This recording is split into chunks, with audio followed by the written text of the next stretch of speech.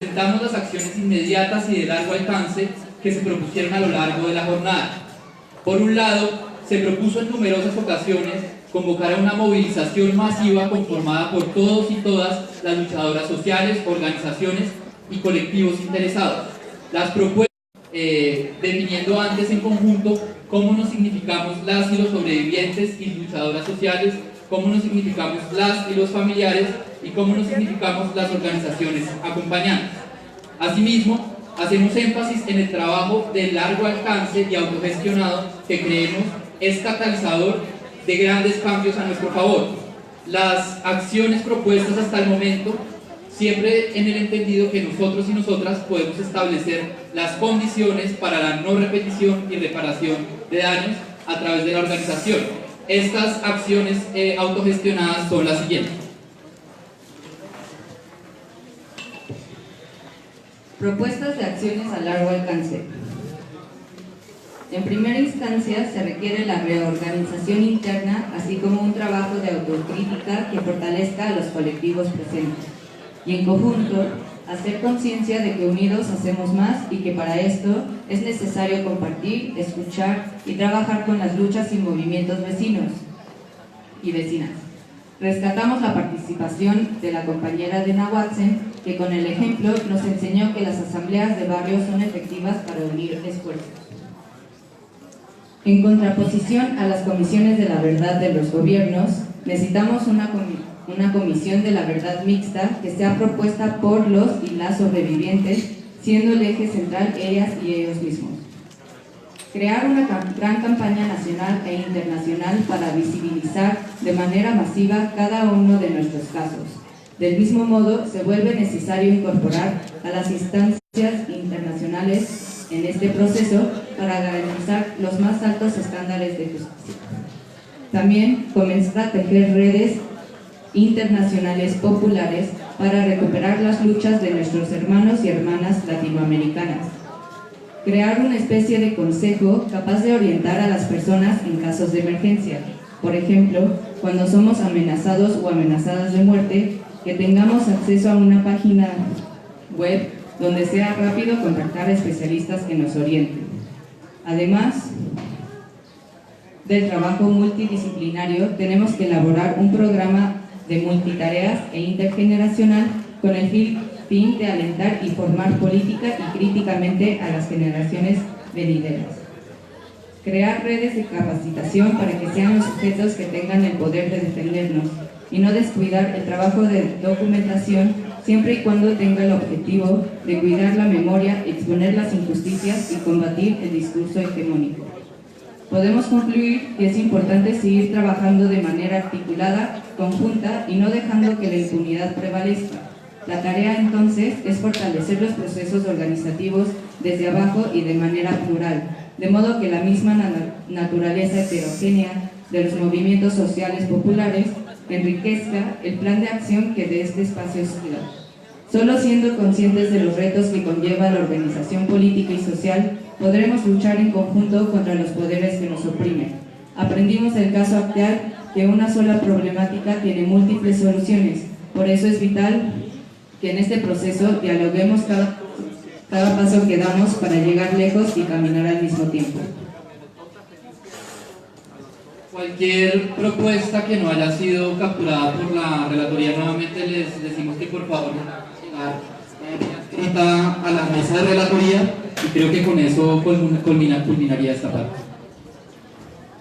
Bueno, agradecemos a los compañeros el trabajo que han hecho de estar justamente capturando todas las propuestas que se dieron el día de ayer. Y bueno, superado este punto, compañeras y compañeros, si hay algo más que se tenga que agregar, que consideren que no esté contemplado, lo pasan directamente a la mesa de relatoría. Y vamos a continuar entonces ya de lleno. Tenemos la mesa número 3. Repetimos, estaba considerado de 10 a 12 del día. Posiblemente los tiempos no se están ajustando, pero vamos a hacer el mayor esfuerzo. Y para esto, vamos a pedirle a las siguientes personas, por si ya están ahí en la mesa, por favor se reportan. Por parte de Antepacua, solicitamos la presencia de Guadalupe Jiménez, y el compañero, gracias. Compañeras y compañeros de Nos Hacen Falta. De Nos Hacen Falta, ¿y están en la mesa? Ya, gracias.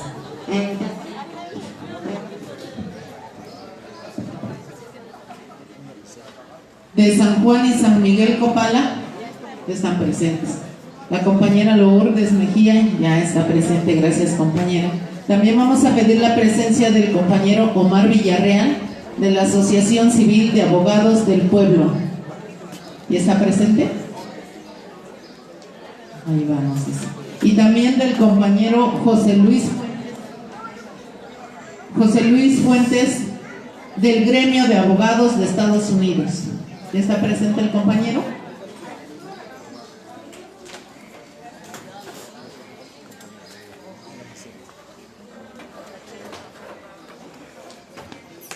También el compañero Rangel Cárdenas, pase por favor ahí a la mesa.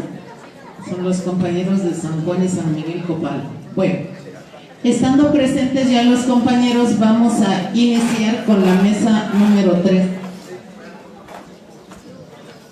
Bueno, el tema es análisis de las acciones del nuevo gobierno en el acceso a la verdad, justicia, reparación y garantías de no repetición. Bueno, esta mesa la estará coordinando el compañero Alister Guerrero Ramírez de Serapaz.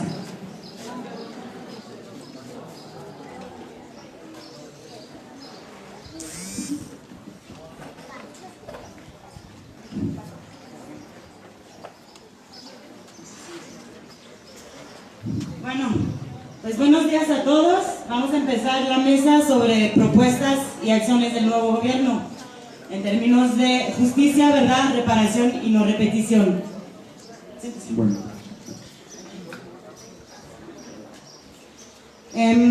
Pues primero les voy a pedir a las compañeras y los compañeros que se presenten rápido, 5 minutos cada uno, y luego pues los ponentes que nos acompañan el día de hoy se pueden presentar y hacer una introducción al tema de entre 10 y 15 minutos. Ya, vamos. Hola, buenos días. Yo soy desplazado de San Miguel Copala, hijo de un preso político.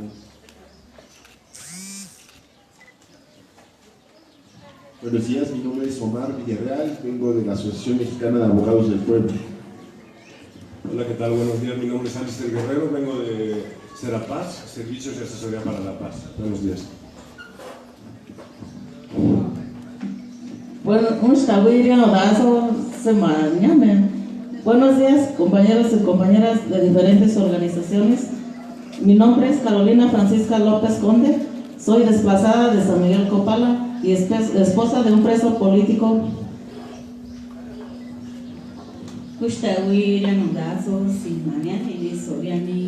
Comisión Internacional de Derechos Humanos.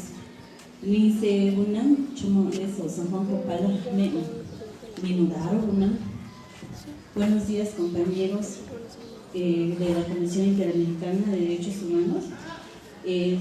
Soy una de las desplazadas de San Juan Copala, sobrevivientes también con sus hijos y familias, y casi la mayor parte del pueblo fue desplazado. Y también tengo un esposo preso, o sea, soy esposa de un preso desde el 2008, y estamos aquí para que ustedes nos escuchen y lleven la voz a todo lo que deben de hacer.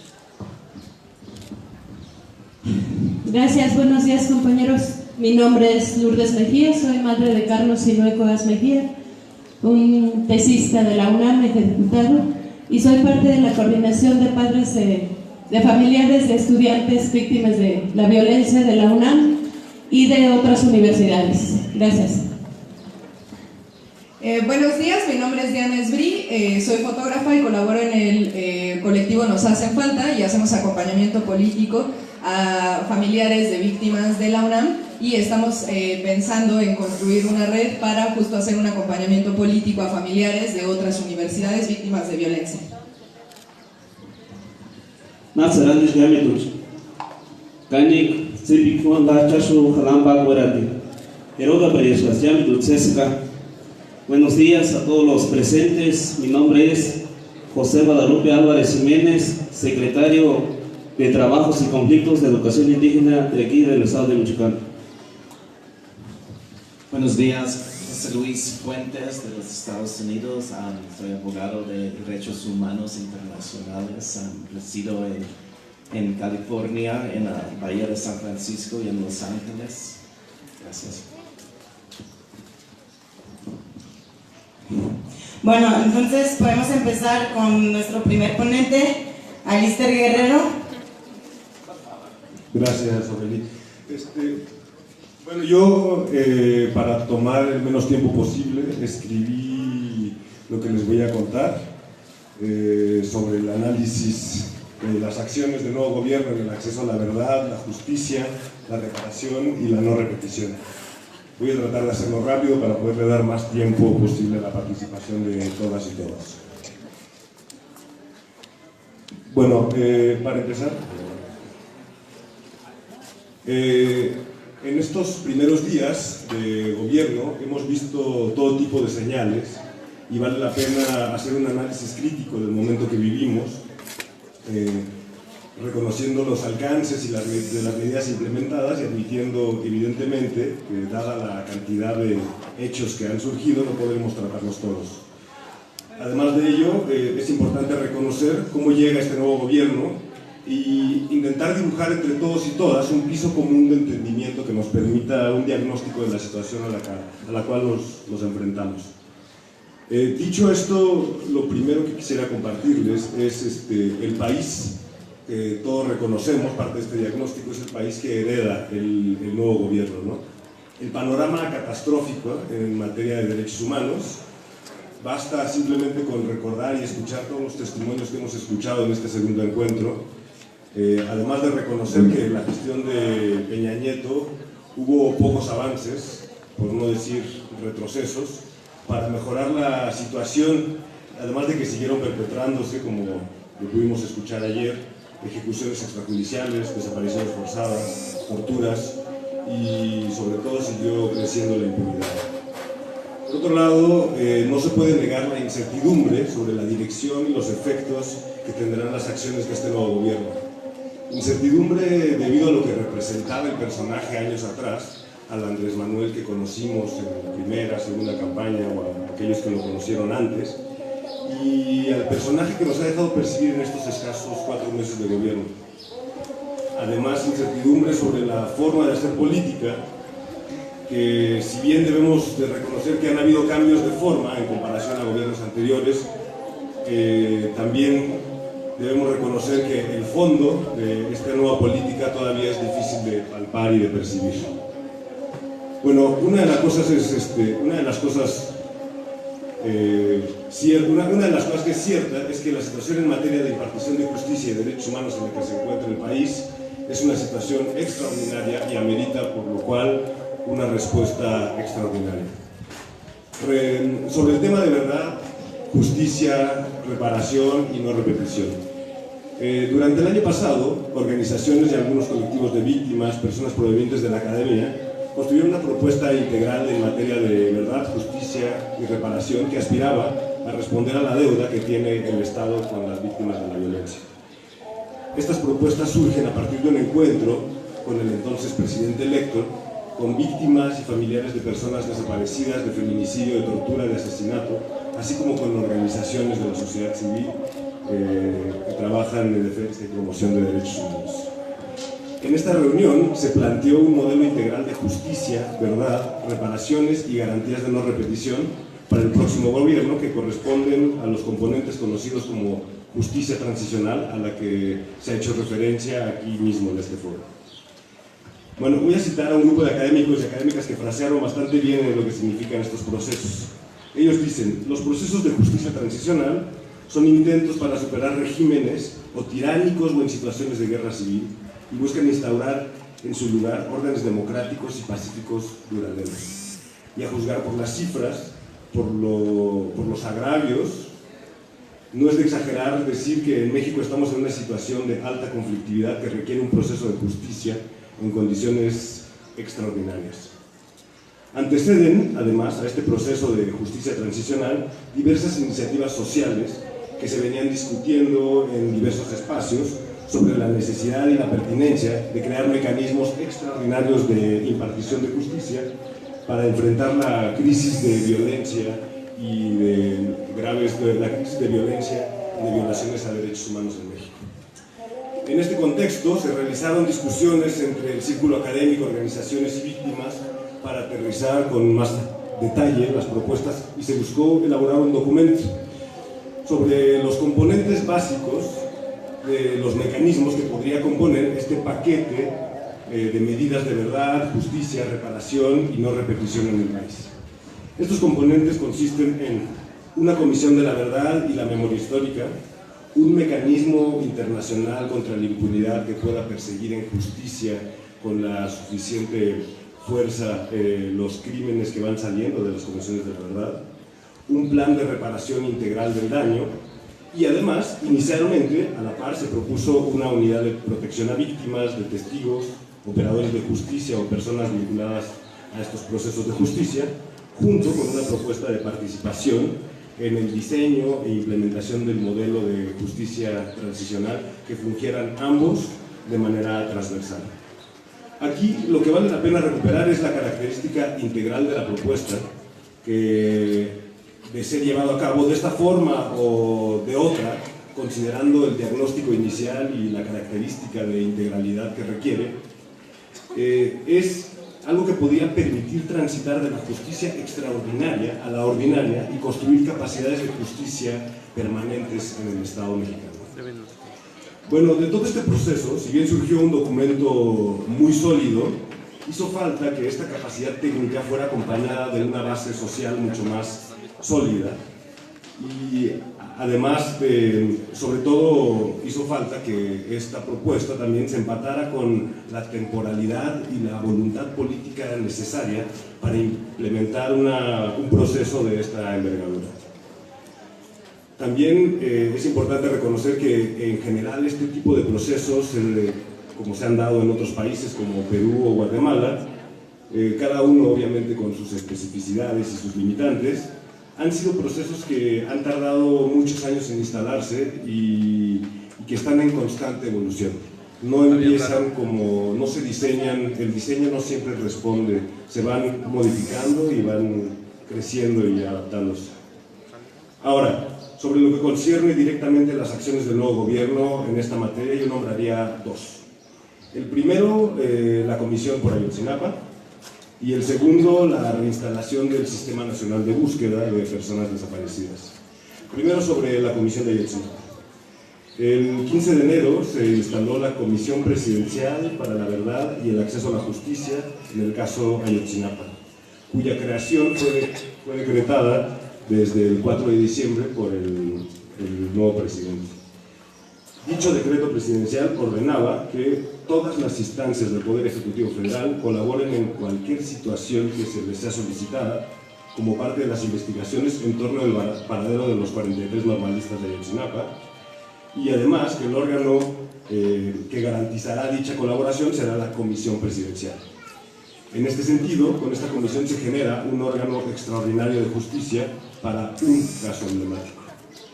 Esta comisión presidencial gestionará ante la Secretaría de Hacienda la asignación de los recursos. Además, contará también con una representación en la Secretaría de Relaciones Exteriores, que tendrá la encomienda de establecer los convenios de colaboración requeridos con las instancias necesarias que puedan colaborar. Dígase GIEI, la CIDH, la ONU o la Oficina del Alto Comisionado en México. Bueno, a través de este decreto se conforma de cierta forma una Comisión de la Verdad con el nombre Fiscalía Especializada, Unidad o como se le decida llamar, que va a desarrollar la investigación penal en la que las investigaciones del Ministerio Público son coordinadas también y con una participación de las familias y familiares de víctimas. Con este proceso podemos considerar que al menos en intención existe la voluntad política para responder a una de las tantas deudas que tiene el Estado con las víctimas de graves violaciones a derechos humanos. Aún falta analizar los resultados que dará esta comisión en sus primeros 6 meses, pero no se puede negar la intención y la capacidad operativa que se ha dotado a esta iniciativa. Ahora, el segundo ejemplo de mencionar esta otra acción, que podría también obedecer a este mismo rubro, es todavía en relación a la problemática de desaparición en México, pero de una manera más amplia y, digamos, más estructural. En este sentido, mencionar y destacar sobre todo el compromiso público que se ha asumido desde el gobierno federal para la búsqueda y localización de las personas desaparecidas, para tratar de romper justamente este círculo de impunidad que ha permitido la continuidad de esta práctica atroz en el país. Esta acción fue reconocida por colectivos de víctimas de desaparición como un paso importante. El Plan Nacional de Búsqueda, anunciado recientemente por el gobierno, y la reinstalación del sistema, me parece que fue el pasado domingo, tiene elementos sustantivos de propuestas que el mismo movimiento de víctimas ha planteado en diferentes interlocuciones, pronunciamientos, incluso en reuniones con algunos representantes del gobierno. En efecto, desde hace 3 años, colectivos y organizaciones han trabajado intensamente para establecer condiciones de verdad y justicia que permitan la localización de personas desaparecidas y la erradicación de la desaparición en México. Elaboraron y promovieron para ello un proceso ampliamente participativo que logró la Ley General de Desaparición Forzada, con el nombre es más largo, pero lo logró. Y posteriormente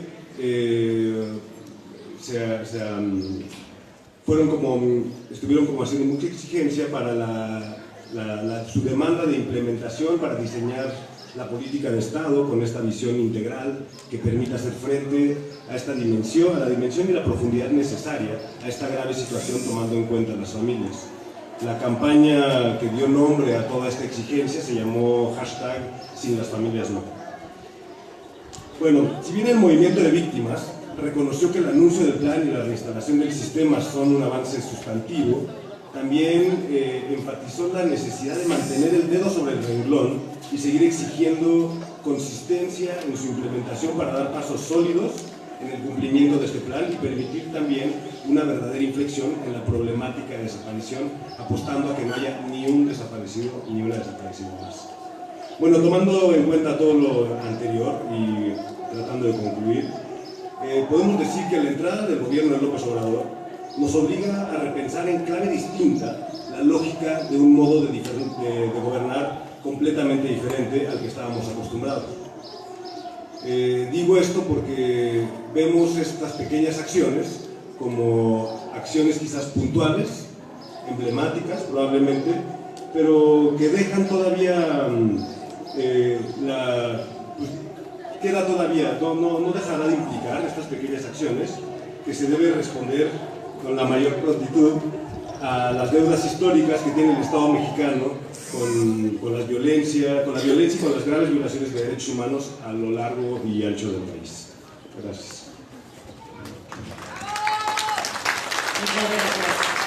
Muchas gracias a Alister Guerrero. Ahora, pues, si quiere el compañero Omar Villarreal, una introducción también en 10 minutos, por favor. Bueno, quizá que sea más breve que eso, me gustaría también contribuir a que el acto fluya. Y yo lo que querría como comentar un poquito también a partir de la introducción que nos hace el compañero Alister, sí tendría que ser comentar algunas de estas señales que podríamos pensar que este nuevo gobierno nos da o nos brinda, que debemos estar pensando, ¿no? Como en efecto lo dice Alister, estamos frente a una situación quizá inédita en nuestro país que nos debe hacer repensar no solamente la lógica o pensar en esta lógica de gobierno distinta y nueva, sino también nos hace repensar nuestra propia lógica de acción como organismos, como organizaciones sociales, como organizaciones del pueblo. Es decir, que en la medida en la que cambia esta lógica de gobierno, también nuestra relación con este gobierno como organizaciones del pueblo de alguna manera empieza a tener otra pauta o tendrá que empezar a construir su propia pauta. En ese sentido me gustaría que que lo que hoy se nos invita a hacer, que es un análisis, quisiera llevarlo hacia ahí. Entonces, entre las señales que comenta Alister y otras que yo veo, valdría la pena hablar de una repolitización también de la sociedad mexicana, que es positiva también en la medida en la que empezamos a darnos cuenta también de que la política es una vía, ¿no?, para seguirnos organizando y para de alguna manera tener injerencia en lo que vaya sucediendo en cuanto a la política pública orientada a los afectados por la violencia en los últimos años. En esa medida tendríamos que pensar esta nueva pauta de organización y de comunicación con este gobierno como una de las vías en las que sigue esta lucha. Y bueno, yo pensaría también que tendríamos que pensar, si bien ahorita lo urgente es encontrar y conocer mejor esta nueva pauta de gobierno, ¿no?, que creo que Alister caracteriza muy bien, no permitir que gran parte de estas acciones queden solamente en acciones emblemáticas, que eso es algo importante. Es decir, todos los casos son importantes. En esta medida entiendo que un caso paradigmático, emblemático por su magnitud, por sus dimensiones, pueda volverse emblemático. Sin embargo, una de las señales que quizá convenga pensar aquí de cara al nuevo gobierno es mandar un mensaje en el sentido de que, si bien entendemos que hay casos emblemáticos, todos los casos importan, ¿no? Y los afectados por la violencia de los últimos años son muchos, muchísimos y muchísimas personas, en los cuales tendríamos que empezar a dar a cada uno de estos casos un rostro concreto, como una especie de difusión, ¿no?, de manera que fueran conocidos y visibles. Del mismo modo que a cada desaparecido y desaparecida tendremos que recobrar la identidad, darle de nuevo de alguna manera en la sociedad y en el espacio público una identidad clara, ¿no?, y lo tendríamos que ir haciendo. Ahora, a mí me gustaría también concluir mi participación pensando ese análisis, pensando que está pendiente también recuperar o conocer la pauta de este nuevo gobierno, la nueva clave de su forma, de la manera de gobernar, recuperar también un poco de lo que se dijo ayer sobre lo que nos toca a nosotros como organizaciones del pueblo. Y ayer se estaba hablando de la reunificación, ¿no?, y de la reorganización, veo en la recapitulación que hicieron los compañeros, y se hablaba de varios niveles, ¿no?, en los que esta reorganización tendría que darse. En primer lugar, al interior de cada una de nuestras organizaciones, y parece aquí que también tendríamos que pensar mucho en el tema del género, ¿no? Ya se señaló ayer la lucha de las mujeres, cómo en cada una de nuestras organizaciones también vamos depurando, ¿no?, prácticas que tuvieran que ver con los privilegios masculinos, cómo también vamos incorporando un nuevo eje en cada uno, en ese nivel de nuestras organizaciones, cada una es quizá como una cosa que debemos pensar y repensar siempre. Luego está otro nivel que podría ser el nivel nacional, donde estarían la relación que como organizaciones tenemos con otras organizaciones, y ahí se ve necesario recuperar la solidaridad también, tejer lazos de acompañamiento, ¿no?, a lo largo de estas luchas que teníamos que seguir tejiendo para llegar a consolidar pues nuestras demandas. Y yo señalaba también ayer, más desde el lado del público, que habría otro nivel que a mí me gusta también pensar, que a veces se nos olvida, que es el internacional, el de la cooperación internacional. Y aquí yo señalaría,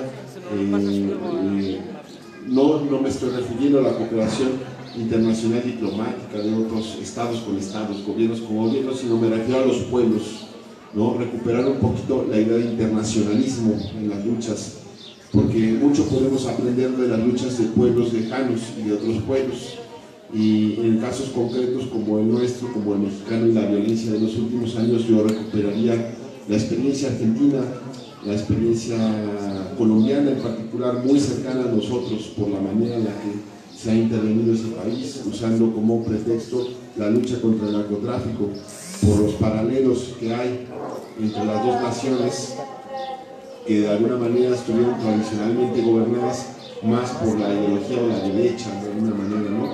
Pues tenemos mucho que aprender de esas experiencias y también valdría la pena que para un próximo encuentro pudiéramos invitar organizaciones de estos pueblos, por ejemplo, ¿no? Que nos vinieran a compartir también sus experiencias como pueblos en lucha. Y yo quisiera también nada más ya concluir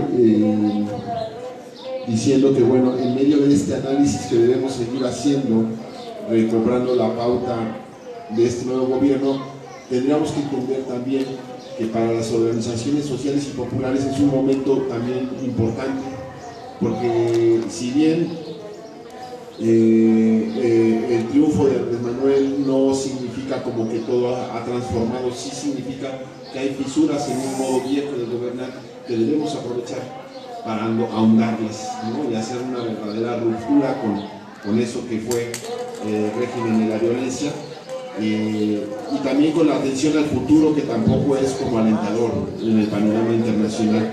Es decir, que si vemos lo que está pasando en los gobiernos de Sudamérica, nos daríamos cuenta que las estrategias que se vienen para los gobiernos son de inestabilidad, ¿no? Y de una posibilidad también de confrontación bélica en el mismo continente. Y eso es algo que no debemos de dejar de pensar, porque eso también va a determinar nuestra acción como organizaciones del pueblo. ¿Cómo vamos a responder en una coyuntura en la que pensemos de aquí a 6 años, o en la que se lograra incluso desde afuera desestabilizar el mismo país, ¿no? Como organizaciones del pueblo, ¿cómo debemos afrontar también esa otra situación, ¿no? Entonces mi invitación es más que nada como a lanzar esa pregunta y a pensarla de esa manera. Y yo, por mi cuenta, pues ahí lo dejo. Gracias. Gracias. Gracias al compañero Omar Villarreal. Ahora le damos la palabra a José Luis Fuentes.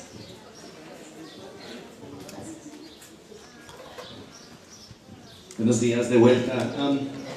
Quiero comenzar. Yo en Estados Unidos represento a muchas gentes, por ejemplo, a indígenas de California, Miwoks y Ohlonís, que quieren guardar su tierra sagrada y salvarla del capitalismo.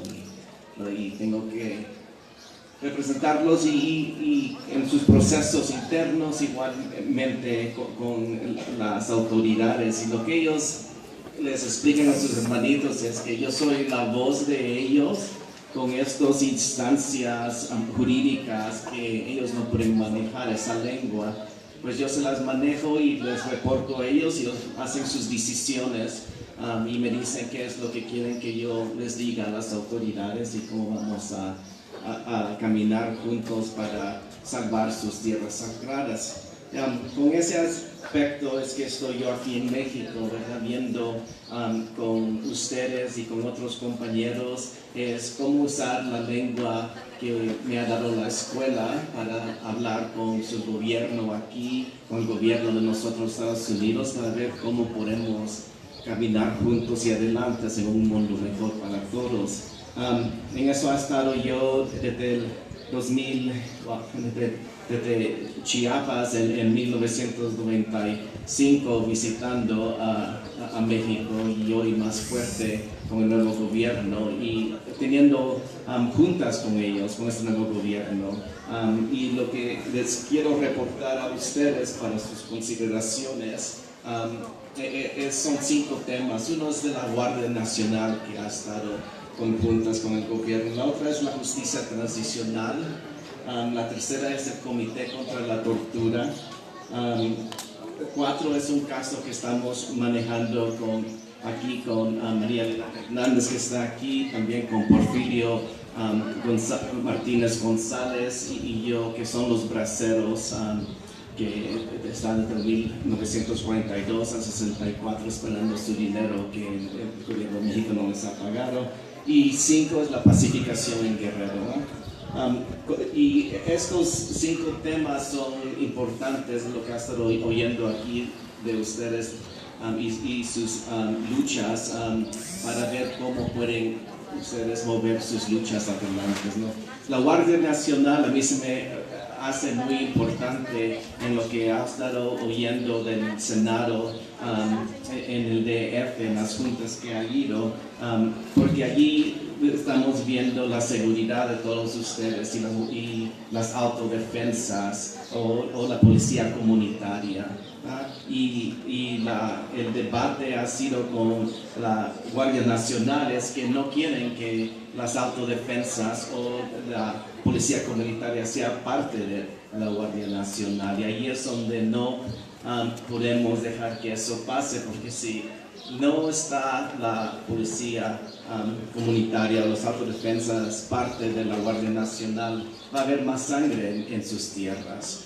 Y eso viene, pues allí no podemos dejar ponerle ojo a ese asunto, y con los compañeros que están aquí de Amar Guerrero, de Omar, María Elena Hernández y otros compañeros,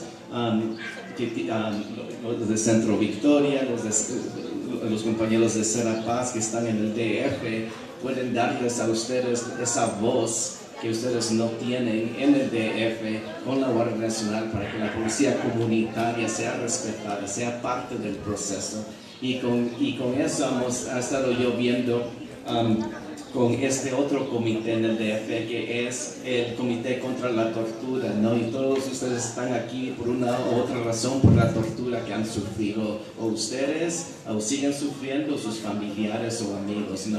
Y abril 25-26 de este año, México tiene que presentar en Ginebra un reporte sobre qué está haciendo para prevenir la tortura aquí en México. Y ese es, ahí está la Secretaría de Exterior, está la Secretaría de Gobernación y está la Policía Federal que se junta. Y yo he tenido junta con ellos, y lo que me he dado cuenta de allí es que han formado 267 regiones en México, y esas regiones están capacitándolas con la Policía Federal, con la gobernación estatal, y para ver cómo pacificar o ayudar los problemas de la tortura que está sufriendo la gente en cada región. Pues ahí es donde yo miro que aquí en Michoacán tenemos que ver cuál de estos 267 regiones nos corresponde aquí, y empezar a trabajar adentro de ese sistema, porque ahí van a estar la Guardia Nacional, van a estar discutiendo la Guardia Nacional para Michoacán o para Guerrero o para Tamaulipas, de todos los diferentes estados de México, y es donde tenemos que nosotros entrar con el tema de la policía comunitaria, de las autodefensas, y que hay que respetarlas y que ellos los conozcan, y solo así es como miro yo que podemos ojalá prevenir la sangre que yo pienso va a venir si no empezamos nosotros a hablar con estas gentes que están encargadas de la Guardia Nacional. ¿Qué es lo que he visto de la Policía Federal? Nos juntamos con la persona que está encargada de la Policía Federal, perdón, de la Guardia Nacional. Él es un policía federal, está encargado de la Guardia Nacional en el DF para entrenamiento. Y el entrenamiento están viendo la Secretaría de Exterior de México, está yendo a Noriega, viendo a Inglaterra para ver qué modelos tienen estos países, para ver si los van a usar aquí en México para entrenar a la Guardia Nacional. Ellos cándidamente dicen, sí, hay problemas con los policías federales que no van a poder arreglar de día a noche, porque como ustedes saben, hay buenos y hay malos policías federales, hay buenos y malos militares, y están viendo cómo hallar a estas gentes, darles entrenamientos o sacarlos de las fuerzas, pero no va a ser de día a noche. Necesitan el gobierno la ayuda de ustedes. Sobre eso es algo que ponerle ojo de la Guardia Nacional, el Comité de Tortura. De la justicia transicional de México, lo que ha oído yo que el gobierno está diciendo de México en las juntas que hemos tenido, y también los académicos de las universidades del DF, que es algo, se los digo, y viendo aquí, de no perdón ni olvido, es algo que los académicos dicen que hay que haber perdón, porque sin perdón no puede haber justicia transicional. Y es donde están viendo ellos cómo es que se va a desarrollar la justicia transicional para México. Pero de vuelta, el perdón es una parte importante para poder tener una justicia transicional. Están viendo asuntos en Colombia, cómo Colombia desarrollaron la justicia transicional, ¿verdad? Y ejemplos que han traído de los colombianos que nos han hablado con el gobierno es que una es amnistía, ¿no? Amnistía para la gente que ha torturado a su gente, y igualmente amnistía para los prisioneros políticos, pero todo esto hay que negociar. So, ahí es otra instancia donde ustedes necesitan voces capacitadas de aquí para estar en estas pláticas, porque van a ser convenios de amnistía que va a haber. Y tienen que estar ahí en la mesa para decir, sí, esto es lo que queremos, esto no es lo que queremos. Lo que estoy viendo con el asunto de los braceros, estuve en Washington, D.C. poniendo una queja internacional con la Comisión de Derechos Humanos en Washington para los braceros, porque la Corte Suprema de México dijo que no hay que pagarle el fondo de ahorro que ellos tenían, y eso es una travestía de justicia. Pues cosas no están cambiando mucho en México en ese aspecto, y estamos viendo con instancias internacionales para ver cómo este gobierno va a responder a las demandas que hemos puesto para reparación de daños a los braceros. Gracias por su atención.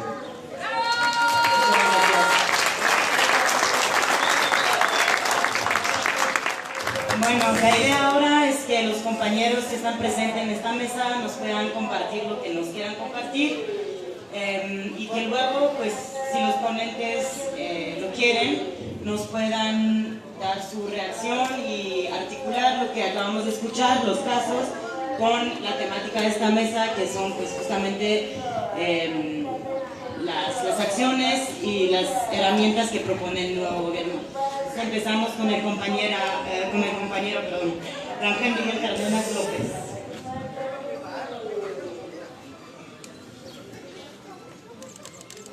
Me llamo Rangel Miguel Cárdenas López, soy indígena Triqui, hijo de un preso político y desplazado de San Miguel Copala, Cucla Villa de Guerrero, Oaxaca. En el sexenio de Ulises Ruiz Ortiz fuimos desplazados de nuestro hogar de origen por el hecho de no ser la misma fila político y no coincidir con los ideales del gobierno, y de esta forma imponen su ley hasta el grado de asesinar a sus propios hermanos triquis.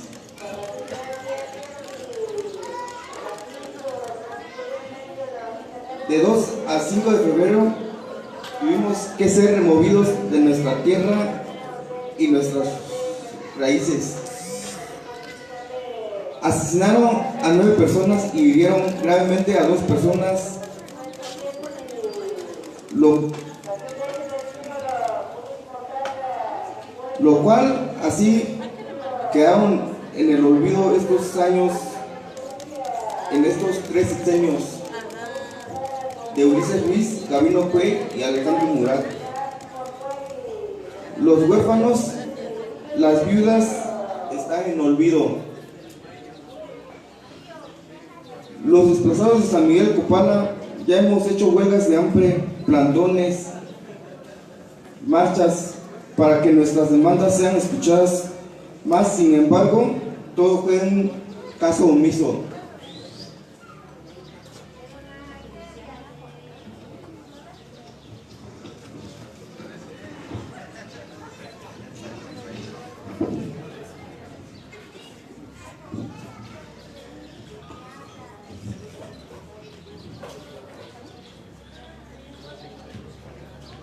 Todos estos años nos han estado amenazando para que nosotros tapemos con la tierra todo lo que ha pasado. Ánimo, ánimo, compañero. El pueblo unido jamás será vencido. El pueblo unido jamás será vencido. ¡No estés solo! ¡Ánimo!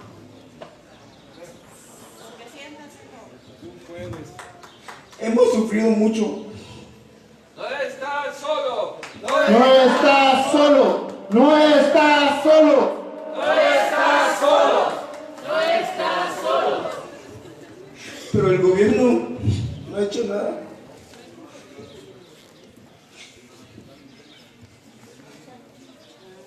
No nos ha dado una mesa de diálogo para dialogar los casos.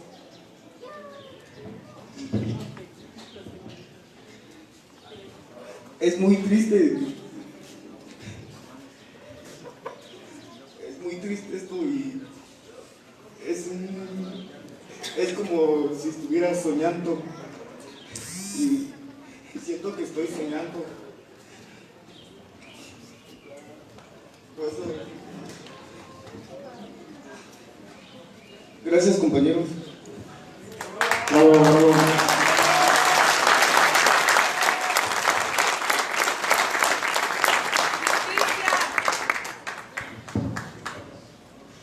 Bueno, mi nombre es Carolina Francisca López Conde,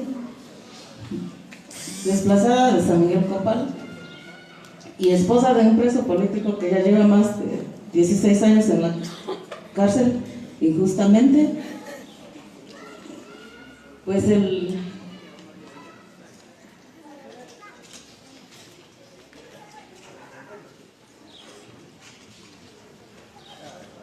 9 de julio del 2001, mi esposo fue emboscado. Mi esposo se llama Roberto Cárdenas Rosas y fue herido. De esa emboscada murió uno de su primo y un maestro de la sección 22, su primo de nombre Teodoro Francisco Vázquez Catarino, y el maestro de la sección 22, maestro Juan Vázquez Ramírez.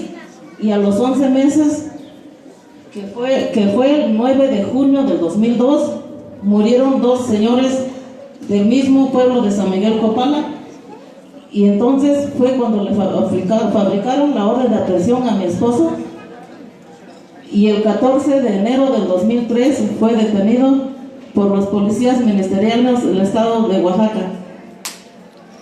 Y el 2 y el 5 de febrero del 2010 nosotros fuimos desplazados por los paramilitares.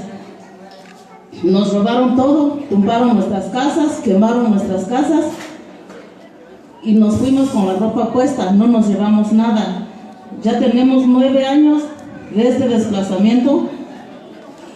Pues el gobierno piensa que le estamos pidiendo limosna por estar ahí en la calle de Oaxaca. No tenemos una vivienda digna. Las compañeras, las viudas, los huérfanos no tienen estudio ni atención médica. Ya tenemos 9 años que vivimos así en las calles, pero lamentablemente aquí estamos. Y por eso le pedimos a la relatora Cecilia de la ONU, la relatora Cecilia Jiménez Dámare, pedimos su apoyo de ella, que llegue a Oaxaca a conocer la situación del desplazamiento y los de porque tenemos varios compañeros presos políticos triquis en Oaxaca por los mismos paramilitares que nos desplazaron. Fueron los mismos que fabricaron órdenes de aprehensiones a varios compañeros y son los mismos paramilitares. Ellos así asesinan a nuestros compañeros como animales. Para nuestros compañeros no hay justicia y a ellos, pues ellos nomás encarcelan a nuestros compañeros así están injustamente encarcelados, y ellos viviendo en sus casas tranquilamente con sus esposas, sus hijos, y nosotros pues no. Pues pues me da tristeza pues contarles esto, pero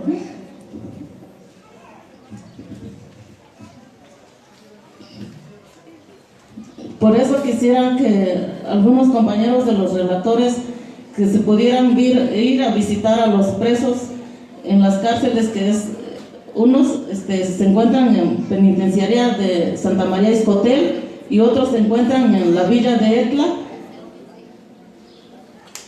Es todo, gracias compañeros.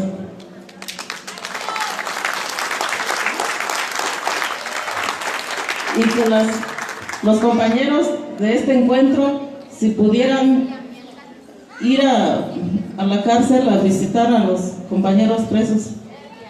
Gracias compañeros.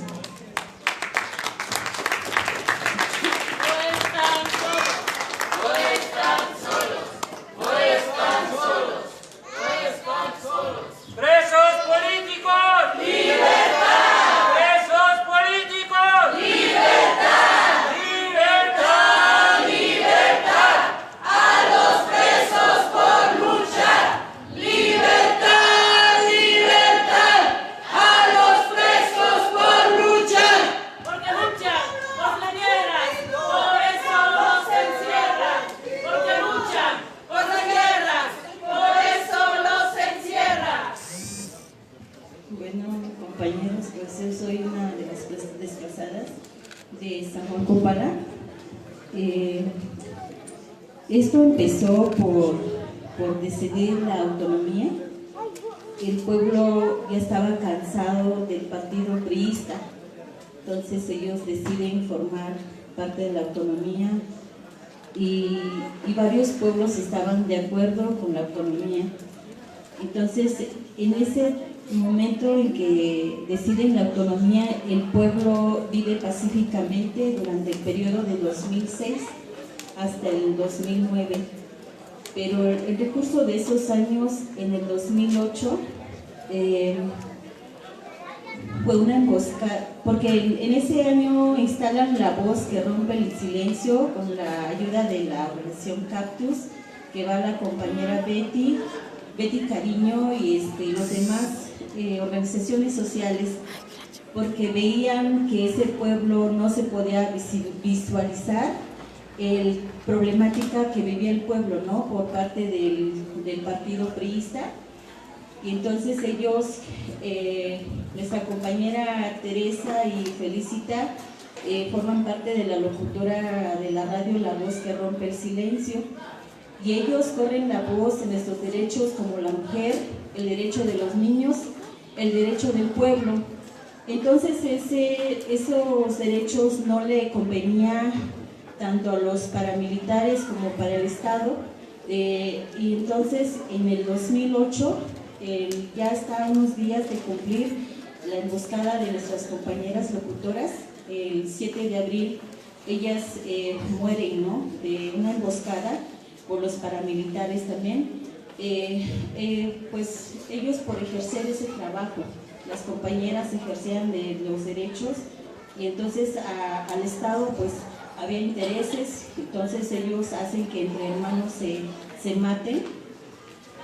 Y aparte de eso, en el 2010, el 27 de abril igual está unos días también de cumplir como 9 años del asesinato de nuestra compañera activista Betty Cariño y el finlandés Giri Yacola. Igual en ese lapso de tiempo tuvimos amenazas, tuvimos muchas amenazas, más que nada de no formar parte de la autonomía. Y en ese transcurso de esos tiempos nos bloquean carreteras, cortan la luz eléctrica, las líneas telefónicas y hasta el agua potable, ¿no? Entonces nosotros pedimos auxilio a los compañeros de diferentes organizaciones y ya en esa fecha 27 de abril va la caravana de ayuda humanitaria a San Juan Copala a romper el cerco paramilitar, pero lamentablemente en ese momento cobardemente los paramilitares hacen una emboscada, ¿no? Y ahí cae nuestra compañera Betty y el compañero Filante Giri Yacola. En esos transcursos de tiempo, pues ellos nos querían callarnos así, intimidarnos o matarnos, y no les quedó nada de desplazarnos. Ya como a mediados de junio, si no mal recuerdo, también matan al líder moral, Timoteo Alejandro, que impulsó la autonomía, y poco a poco fuimos resistiendo hasta que en septiembre del 2010 ellos logran un desplazamiento masivo definitivo del pueblo de San Juan Copala. Fue cuando nosotros estuvimos en el Palacio del Gobierno exigiendo ayuda. No, en el periodo de Ulises Ruiz Ortiz, el gobernador Ulises Ruiz Ortiz no dio oído a los desplazados, sino que fue parte del cómplice de los paramilitares, haciendo que los mismos hermanos se pelearan, se mataran. Entonces llega el periodo del licenciado Gabino Cue, igual es lo mismo, y entonces el Estado logra dividirnos, ¿no?, en 4 grupos, y para no hacer caso y que el caso esté omiso. Entonces el Estado logra eso y hasta el momento seguimos exigiendo a viva voz allá en el Palacio, pero ellos dicen que no, que sí nos otorgó lo que es la medida cautelar, sí nos otorgó todo, pero no se da el cumplimiento como debe de ser. Ahora el Estado dice que ha cumplido todo y que ya los líderes ya tienen todo. Salió una nota apenas este domingo que ellos ya dieron de su parte, y cuando a muchos de nuestros compañeros, hermanos, no han tenido una reubicación temporal, no han tenido un recurso como ellos lo mencionan. Por eso pedimos que ustedes escuchen a nosotros, a llevar la voz de ayudarnos, y también apenas hace el 19, no me acuerdo si a mediados de febrero, tuvimos un acercamiento de las relatoras de la ONU, Cecilia Jiménez Damaris, también con la relatora Victoria Tauris Corpus, relatora especial de desplazamiento forzado, y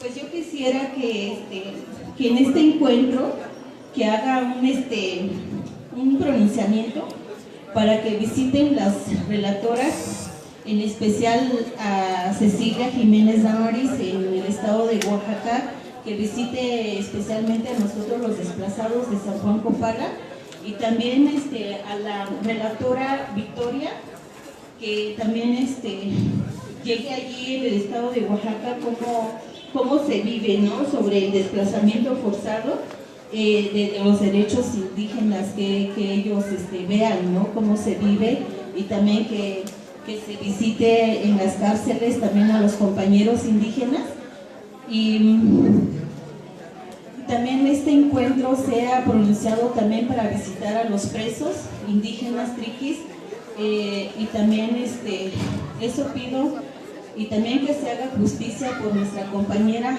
Betty Cariño y el finlandés Giri Yacola.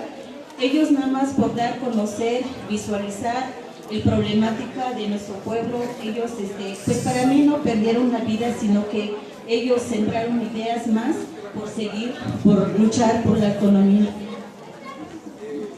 Y en estos momentos también vamos a entregar unos documentos de lo que vamos a entregar a los compañeros de los relatores. Gracias, compañeros.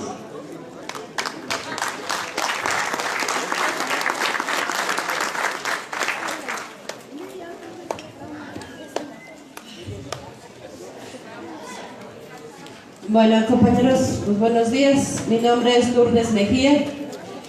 Soy madre de Carlos Sinue Coas Mejía, un tesista de la Facultad de Filosofía y Letras, que fue ejecutado extrajudicialmente el día 26 de octubre del 2011 por ser un activista, por ser un luchador social, por ser un joven que levanta la voz.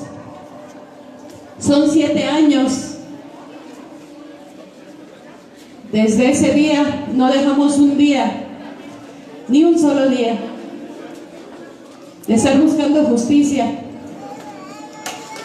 Sin embargo, estos 7 años he tenido que lidiar con la Procuraduría del Distrito Federal, con la Fiscalía de Homicidios. He tenido que lidiar con las comisiones de derechos humanos, con la del Distrito Federal, con las autoridades de la UNAM, que para mí todas estas instituciones son un muro de contención para llegar a la justicia. Son un muro de contención para lograr la impunidad en nuestro país ante todos estos crímenes de lesa humanidad. Por ahí algunos compañeros mencionan la justicia transicional. Yo suelo ponerles los nombres que me parecen que son más adecuados, que es una justicia transacional, porque transean donde quieran, o tradicional, porque es tradicional que haya impunidad, es tradicional que a los familiares nos traten como delincuentes, que a los familiares nos hagan que demostremos que nuestros hijos o nuestros presos o nuestros familiares no son delincuentes. El tema es análisis de saber cómo trabajaba el gobierno anterior y el actual. En mi experiencia es la misma porquería. Qué mala imagen damos. Para verlos a todos, compañeros, estoy muy chaparra, no alcanzo a ver a nadie. Qué mala imagen damos al compañero que viene de Estados Unidos, donde él dice y cree que acercándonos al gobierno vamos a tener respuesta. Precisamente por eso estamos en este encuentro, porque estamos organizaciones, porque estamos familiares de encarcelados, de asesinados, ejecutados, feminicidios, desapariciones. Y como sabemos, porque todos coincidimos en que no hay justicia, pero qué mala imagen le damos a los compañeros de Estados Unidos, donde creen que aquí en México sí hay justicia, y eso no es cierto. Por eso estamos aquí organizándonos. Durante estos 7 años he luchado por justicia. Sí, al principio para Carlos, es mi hijo, pero ahora estos 7 años nos han enseñado a que debemos organizarnos como familiares. Somos parte de la coordinación de familiares de estudiantes víctimas de violencia. Al principio entramos como estudiantes de la UNAM, porque tenemos más de 90 muertos. Con los compañeros del colectivo nos hacen falta de Ciudad Universitaria y de sus otras escuelas. Pero también nos tuvimos que abrir, porque tenemos desaparecidas, tenemos feminicidios de otras facultades, perdón, de otras universidades, como la UAM, la UACM, el Politécnico. Y tenemos jóvenes, hombres y mujeres desaparecidos. Últimamente estamos teniendo niños de secundaria. Por eso tuvimos que abrirnos como familiares, para que haya más organización, para poderle dar voz a esos familiares que a veces no pueden ni expresar, porque a veces no entienden el por qué están siendo asesinados, desaparecidos sus hijos. Con los años nos estamos acostumbrando a que diario hay desaparecidos, diario hay feminicidios. Yo quisiera que todos estos protocolos que han hecho los académicos, las organizaciones de derechos humanos, las ONGs, se aplicaran, porque aun cuando se hagan, no se aplican. Yo quisiera ver a esos académicos que saben cómo se lucha, o que saben de leyes, que estuvieran peleando con nosotros como familiares en las calles, exigiéndole a las pinches autoridades que hagan su trabajo, y que si no lo van a hacer, les quitemos porque no sirven. Ya basta de tanta pinche crueldad, de que no puede haber sensibilidad de un niño que no ha podido disfrutar a su padre y que tiene todo el derecho a vivir con su padre. Ya basta de tanto dolor. Es ahí donde creo que nos tenemos que organizar, compañeros. No para ver cuántos traemos atrás, sino cuánto pinche dolor le están causando al país. Hay un odio hacia la juventud. Están matando muchos jóvenes, políticamente organizados, activistas, pero también que no son activistas y que están siendo asesinados.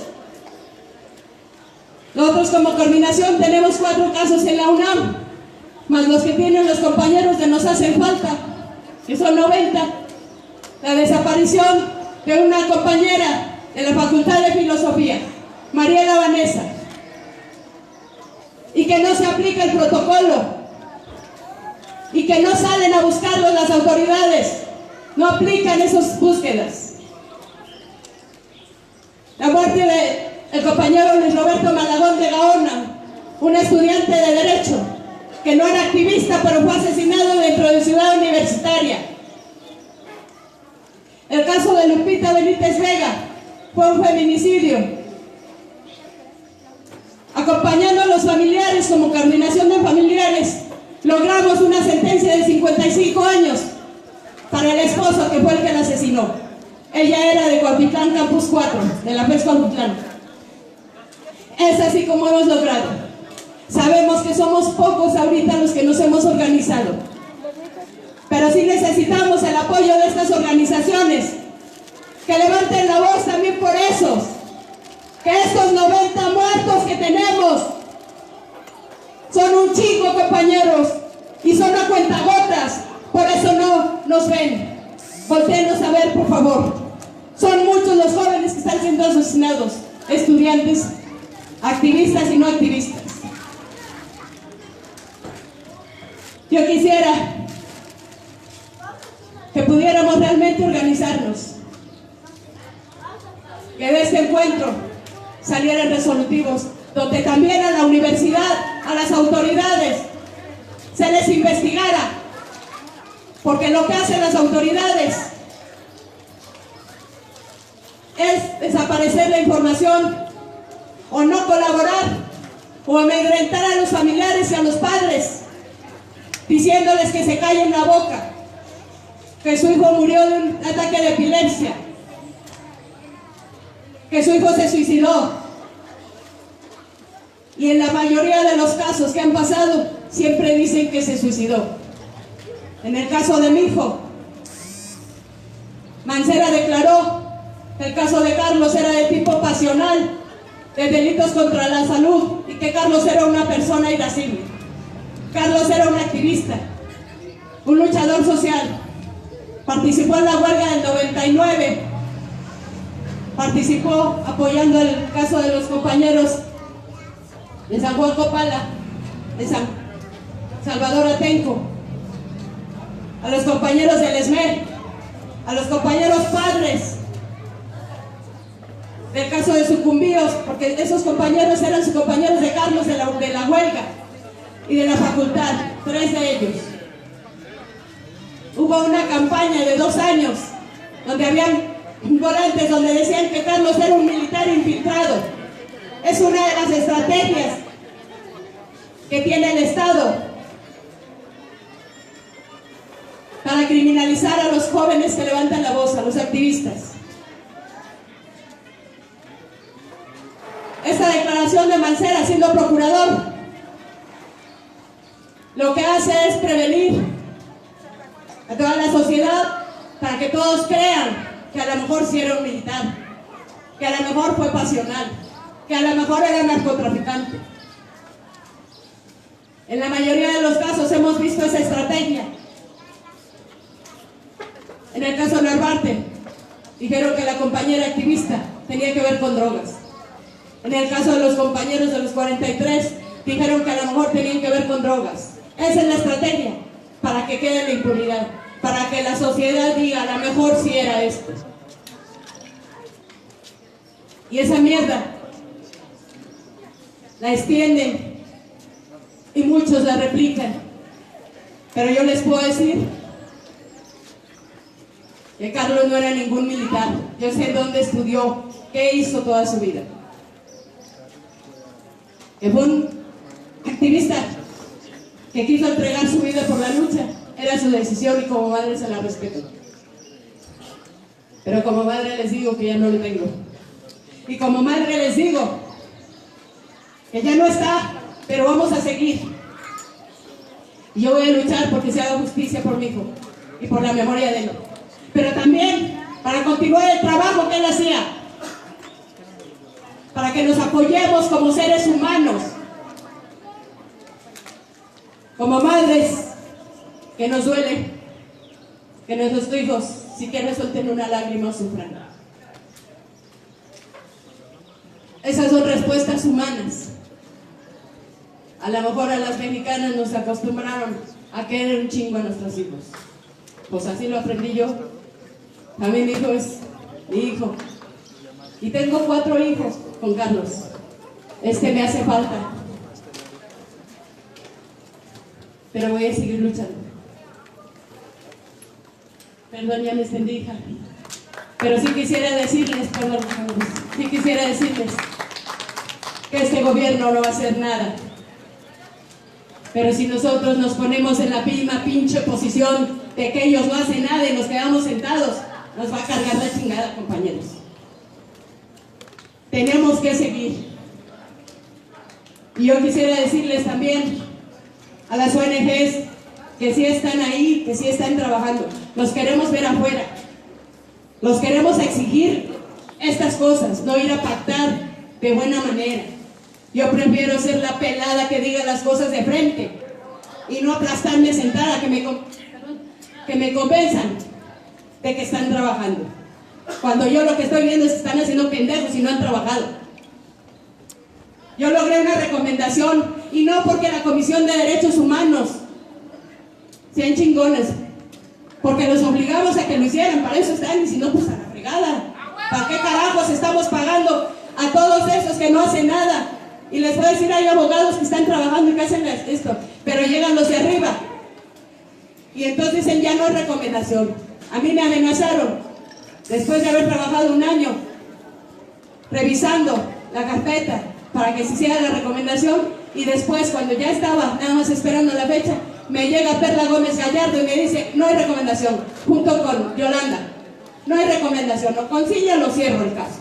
Pues se va hasta la chingada, pero se hace. Y así los obligamos, para pedir una cita, un plantón de 3 días. Y ya basta de que caigamos en su jueguito. No tenemos por qué tener miedo. No estamos limosneando. Para eso los pusieron, que hagan su trabajo. Si no pueden, pues que le lleguen. Y ya veremos cómo ponemos a alguien que trabaje.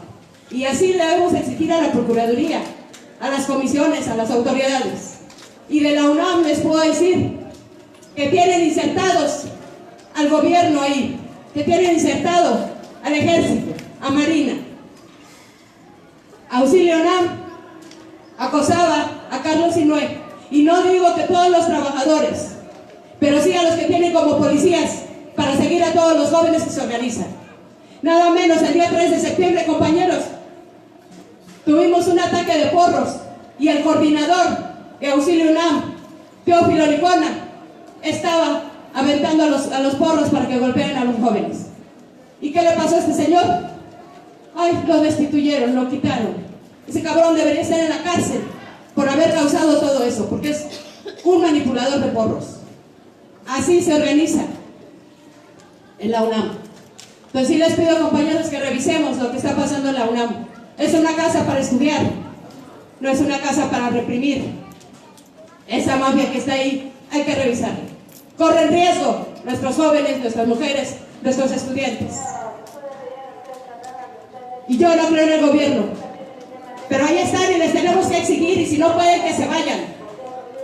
No nos podemos quedar callados, compañeros. Gracias.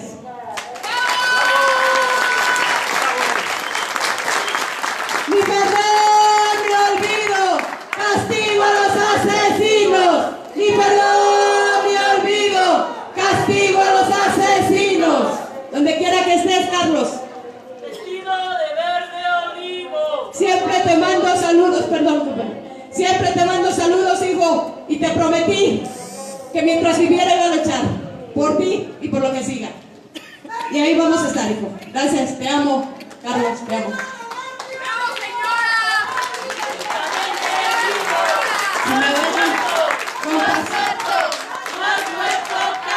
Si me dejan decirla completa, para mí ha sido una forma de reforzarme y de gritarle a mi hijo que voy a seguir. Porque el color de la sangre jamás se olvida. Los masacrados serán vengados, vestidos de verde olivo, políticamente vivo. No has muerto, no has muerto, no has muerto, camarada. Tu muerte, tu muerte, tu muerte será vengada. ¿Y quién la vengará? El pueblo organizado. ¿Y cómo? Luchando. Entonces, lucha, lucha, lucha. No dejes de luchar por un gobierno obrero, campesino y popular. Lucha, lucha, lucha. No dejes de luchar por una educación científica y popular, pública y gratuita, compañeros. Gracias.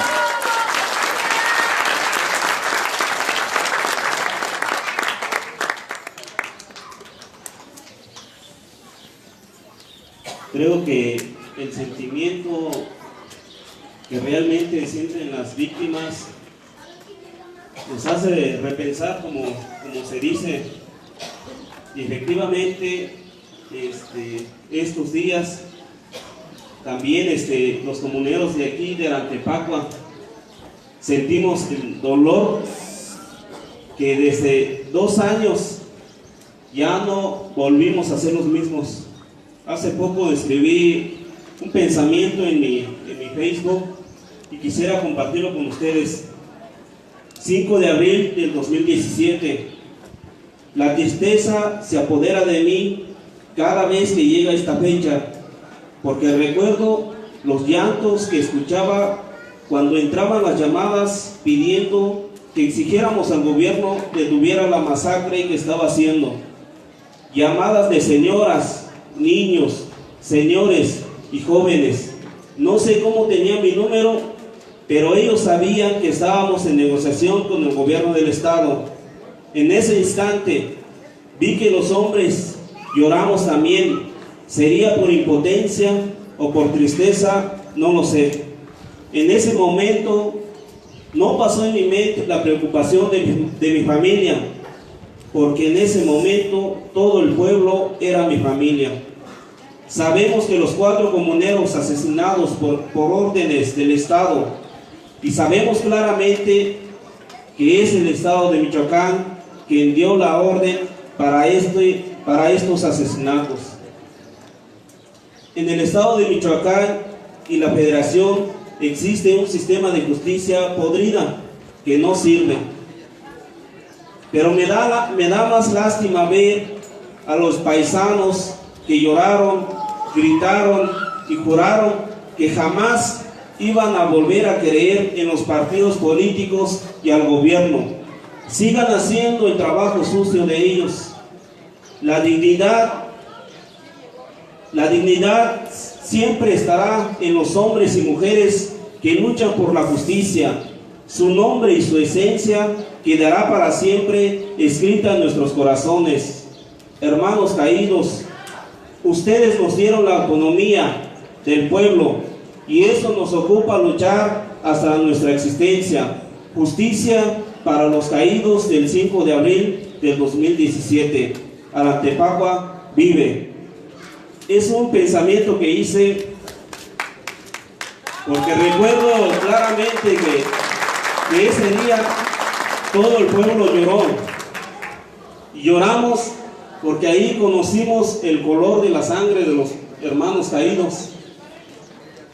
Quisiéramos también retomar esta parte del tema que se está llevando a cabo este día y en esta mesa. Cuando llega Andrés Manuel en el poder, muchos de nosotros y muchas de las comunidades originarias y muchas organizaciones pensaron que había llegado el Mesías, porque en el discurso habla muy bonito de que está con los pueblos originarios y que luego no sé a quién se le ocurrió hacerle un ritual, la cual es sagrado para las fiestas que tenemos nosotros como originarios. Eso no se debió hacer. El nuevo gobierno que tenemos realmente ya nos dicen a nosotros que es el encantador de maestros, como aquel señor que se conoció, ¿no?, que encantaba a los canes, pues. Y ahorita nos dicen que ya nos encantó con el discurso que está manejando. Y efectivamente, es cierto, en este sexenio y que no lleva mucho tiempo, algunos meses, ya hemos visto a muchos líderes asesinados. Hemos visto también ya muchos asesinatos todos los días en el estado de Michoacán. Amanecemos, si no más, con 10 asesinados de diferentes tipos, feminicidios. Eso es el pan de cada día que tenemos en el estado de Michoacán. Realmente el nuevo gobierno nos dice que va a impulsar la autonomía y la autodeterminación de las comunidades indígenas, pero en sí no tenemos nada claro. O sea, la conclusión en donde llegamos es que pues es el mismo sistema. Realmente aquí existen algunas instituciones como el IFAI en cuanto al acceso a la verdad, y que realmente no es cierto, no nos da una información la cual ocupamos para buscar justicia. Ya lo mencionaron los compañeros que me antecedieron. No basta saber mucho de leyes, no basta conocer el sistema, cómo funciona la estructura, porque realmente no hay justicia, pues. En México no se conoce la justicia, es nada más un discurso, y todas las instituciones que existen, desde la Comisión Nacional de los Derechos Humanos, que es un nido de aquellas personas que en campaña los gobernantes prometen en que les van a dar trabajo, son los que están ahí. Lo que proponemos nosotros es que efectivamente exista una justicia,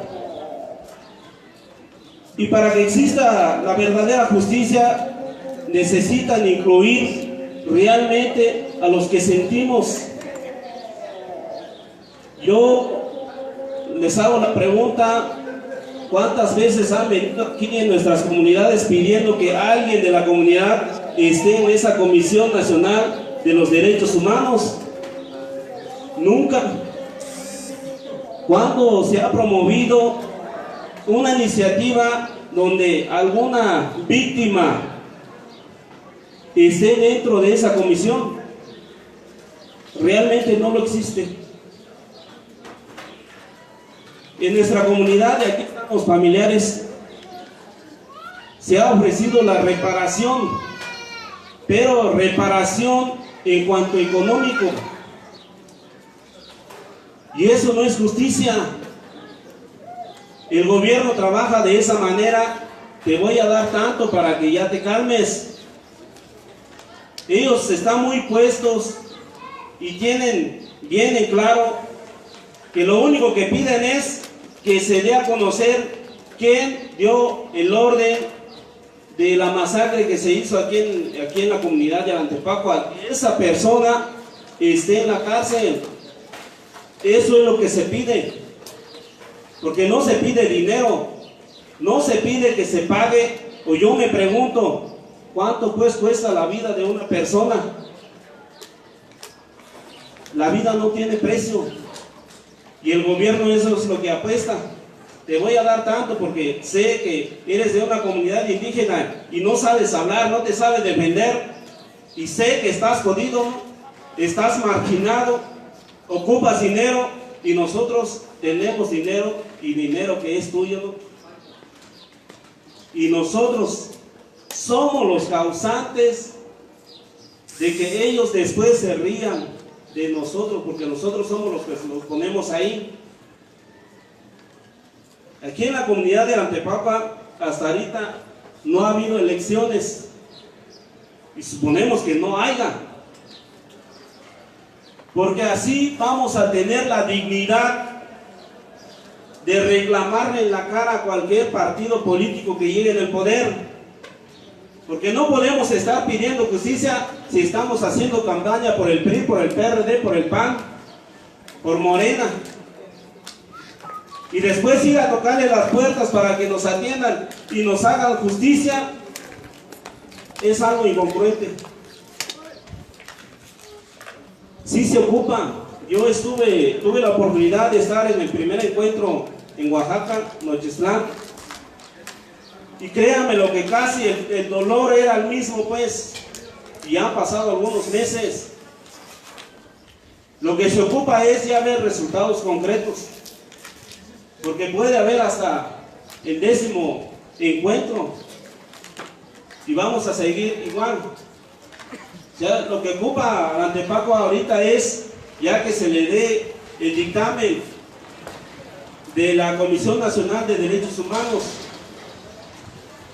Ocupamos la resolución porque ellos vinieron a hacer la investigación aquí en esta comunidad. También se trabajó jurídicamente, pero realmente el gobierno no va a hacer justicia, pues. Ya lo decía la compañera. Si es tan fácil meter una demanda y que a los 2 o 3 días la persona que hizo eso esté en la cárcel, difícilmente lo podemos ver. Sería pues en un país de maravillas, ¿no? En un país donde nos cuentan en la escuela que existió un país donde vivía Peter Pan y que todo era maravilloso. Aquí no es así. Aquí tenemos que gritar, tenemos que pedir, tenemos que salir, tenemos que exigir, porque nadie nos va a escuchar si estamos en nuestras casitas, en nuestra comunidad, de brazos cruzados. No, eso no va a pasar. Todo realmente ahorita cuando estaba saliendo de mi casa, mi mamá me dice, no, ya te vas otra vez. Le digo, sí, ya estoy en eso, ya estoy en esto. Y difícilmente voy a poder salir, porque lo que hicieron aquí realmente no se compara con otras situaciones aquí en el estado de Michoacán. Tenemos todavía familias traumadas, personas traumadas, que cuando ven a un militar o algún granadero, pues, porque así los conocemos, empiezan a temblar. Desde ese momento ya nadie duerme tranquilo. Hay personas que ahorita padecen de enfermedades por la situación que vivieron, por el miedo que vivieron. Realmente el gobierno dice es que en Antepacua no pasó nada. sigan su vida normal. Ustedes vivan tranquilos, les vamos a mandar unos psicólogos para que ya les digan lo que tienen que hacer y con eso. Y no es así. Realmente no, eso no basta. Sí nos ocupa ver qué es lo que vamos a hacer a partir de este segundo encuentro. ¿Qué sigue? No puede haber un tercer encuentro si no tenemos ya un camino trazado de cómo pedir justicia. Hay muchos casos que se tienen que ver, pero hay situaciones en que se asemejan. Los desplazados dicen, tienen ahorita el plantón ahí en México, y como si nada, como que si no estuviera nadie ahí. Ese es el gobierno que tenemos ahorita. Después no va a ser el encantador de maestros, sino va a ser el encantador de comuneros, de indígenas, de desplazados, de víctimas, porque por ahí va. Entonces sí ocupamos repensar y no aplaudir que haya llegado esta persona ahí en el poder. Lo que ocupan las comunidades indígenas realmente principalmente es justicia. Techo, alimentación, vivienda, educación, seguridad, salud. Eso es lo que se ocupa. Y no nos va a dar vergüenza ir a exigir lo que por ley nos toca, pues. Eran casi los mismos temas que se habían llevado en el primer encuentro. Y ahí hablaban de la no repetición y la reparación de daños. La no repetición, compañeros, depende de nosotros. No del Estado ni del sistema que tenemos, ni la política pública que tenemos, depende de nosotros. De cómo nos organicemos en nuestros barrios, en nuestras colonias, en nuestras comunidades, en nuestros pueblos, para poder cuidarnos entre nosotros, poder llevar esa paz que ocupamos todos para vivir armónicamente. No depende de los gobiernos la no repetición, porque la raíz principal es cómo somos nosotros, realmente cómo soy yo como habitante, como comunero, cómo soy.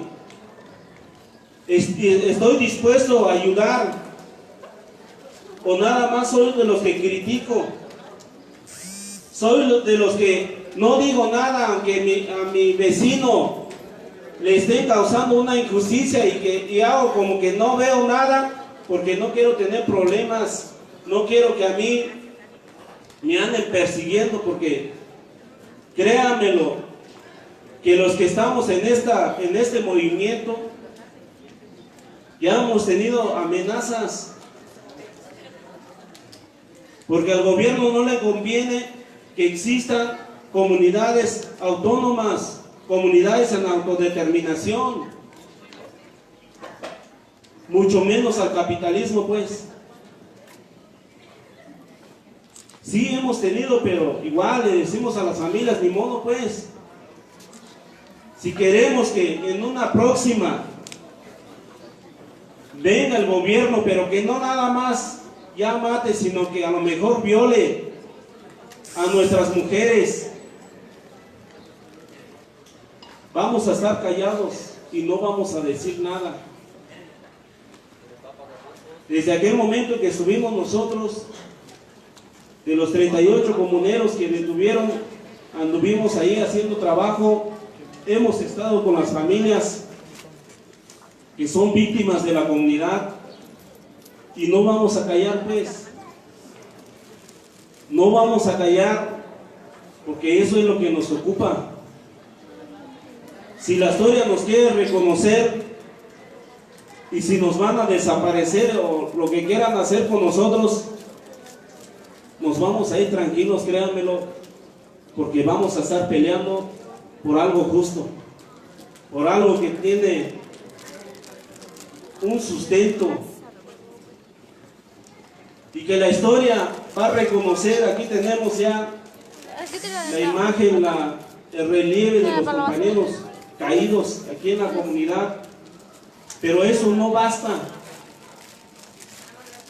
Aquí lo que se ocupa es que realmente las personas que perdieron a sus seres queridos palpen la justicia y estén tranquilos, porque no van a estar tranquilos, no van a tener paz.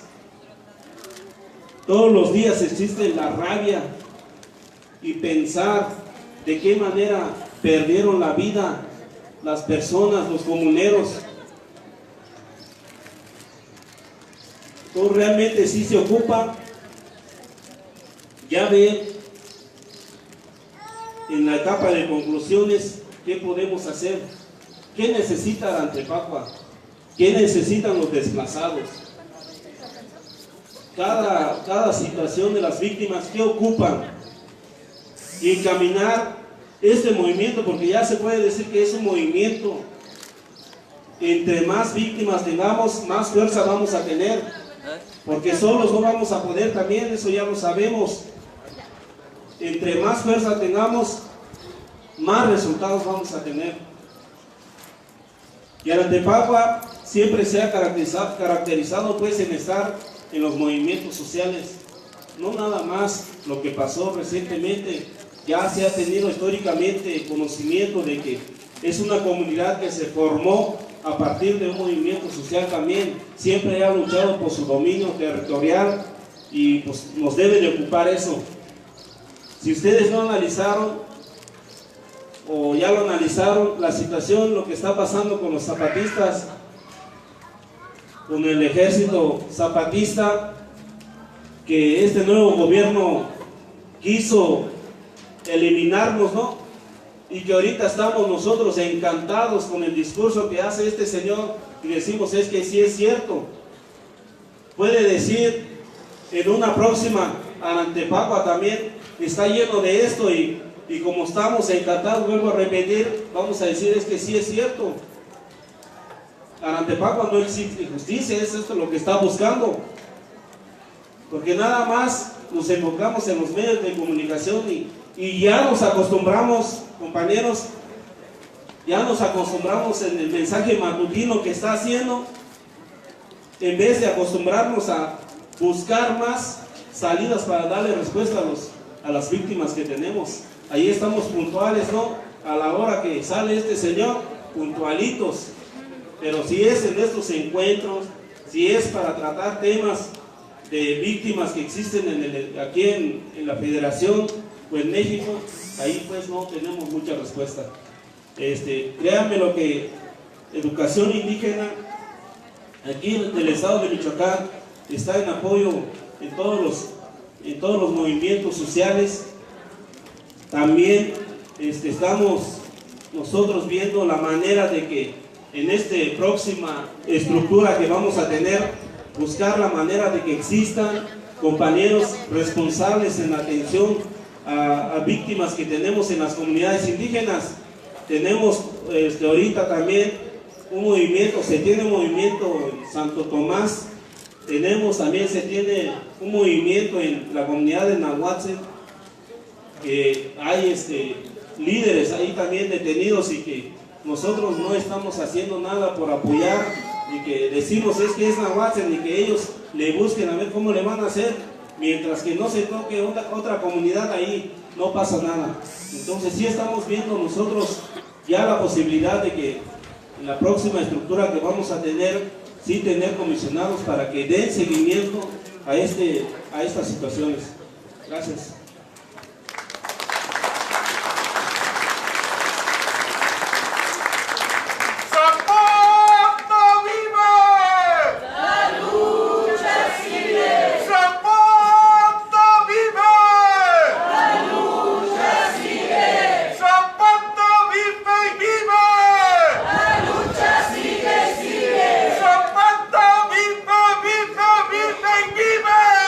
La lucha sigue, sigue.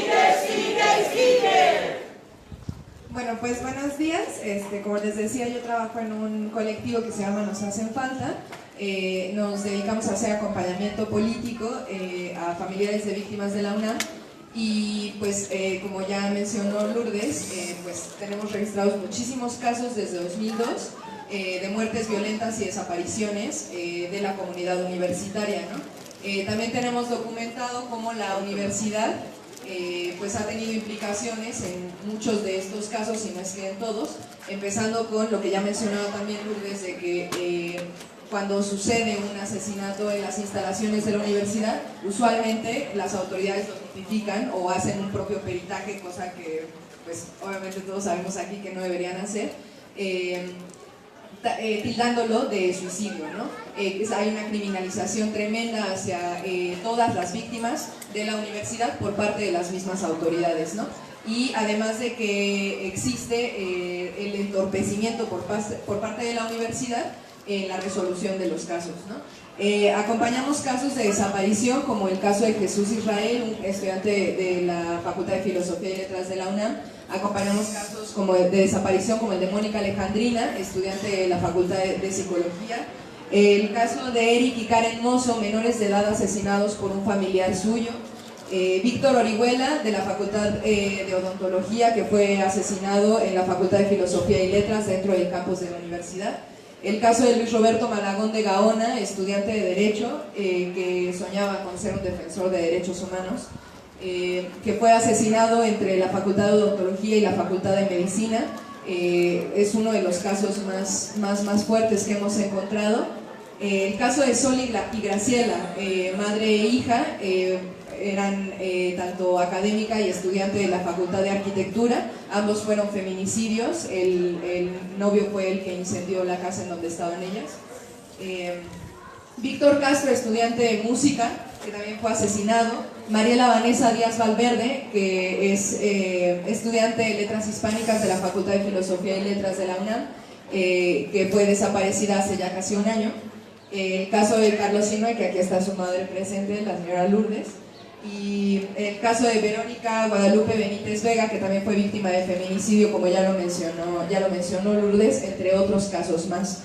Si bien nadie puede conocer cómo la exacerbación de la violencia a partir de la guerra contra el narcotráfico se ha dado dentro de las instalaciones universitarias, como lo son las madres y los padres de las víctimas, pues nosotros hemos estado haciendo este registro y esta documentación tanto hemerográfica como a partir de los testimonios de las familias, para pues justo eso, ¿no? O sea, tener bien documentado qué está sucediendo en la universidad y cómo esa violencia a partir de la guerra contra el narcotráfico, que no es una guerra contra el narcotráfico, es una guerra contra el pueblo, se ha exacerbado y ha exacerbado la violencia al interior de las instalaciones de la universidad. A esto obviamente hay que sumarle toda la impunidad con la que la universidad trata los casos y tanto la negligencia en entregar videos, en entregar, no sé, ¿no? Cosas que pudieran ayudar a la resolución de estos casos. El colectivo surge a raíz de la desaparición de los 43 estudiantes normalistas de Ayotzinapa. Entonces se hace un evento académico en la facultad y a raíz de este evento académico es que el padre de el padre de Jesús Israel llegó a cuestionar el por qué había casos ejemplares en la lucha y en la defensa y en la promoción de los derechos humanos. ¿Por qué se estaba llevando solamente casos ejemplares? ¿Y por qué en la Facultad de Filosofía y Letras se estaba visibilizando el caso de los 43 normalistas y no se estaba visibilizando la desaparición de su hijo, estudiante de la misma? Entonces es ahí cuando nos empezamos a cuestionar qué estábamos haciendo por los desaparecidos y por las desaparecidas, por los asesinados y los feminicidios de nuestra comunidad universitaria. Y bueno, personalmente también surge este cuestionamiento de por qué estamos siguiendo esta dinámica de los casos ejemplares, ¿no? O sea, que si bien es una dinámica que surge a partir del Estado, o es la dinámica del aparato estructural del Estado, ¿por qué estamos siguiendo y nutriendo esa dinámica? Y entonces deberíamos preguntarnos qué estamos haciendo para no nutrir esa dinámica y qué estamos haciendo, qué estrategias estamos llevando a cabo para darle visibilidad a absolutamente todos los casos. O sea, no existe esto de los casos ejemplares, ¿no? O sea, es una dinámica que no deberíamos estar nutriendo desde la defensa y la promoción de los derechos humanos. Y bueno, pues creo que si bien ya Lourdes hizo toda esta mención sobre la violencia en la universidad, creo que también estaríamos pensando en qué formas podemos tener para proceder legalmente en contra de la universidad, siendo que es parte del Estado y siendo que la misma universidad también viola derechos humanos, ¿no?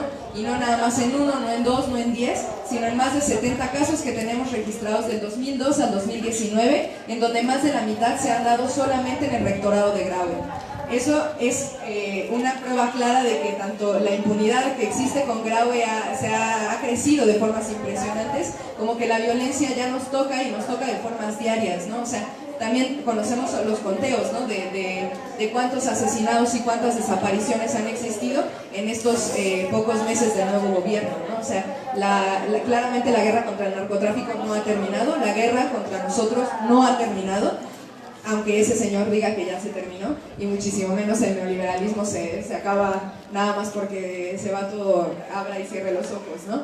La guerra contra el narco sigue y es una guerra con un objetivo claro, y ese objetivo claro somos nosotras y nosotros. Son nuestros cuerpos, son los estudiantes, son las mujeres, son los pueblos, son todos y cada uno de los que estamos aquí defendiéndonos y defendiendo a otros.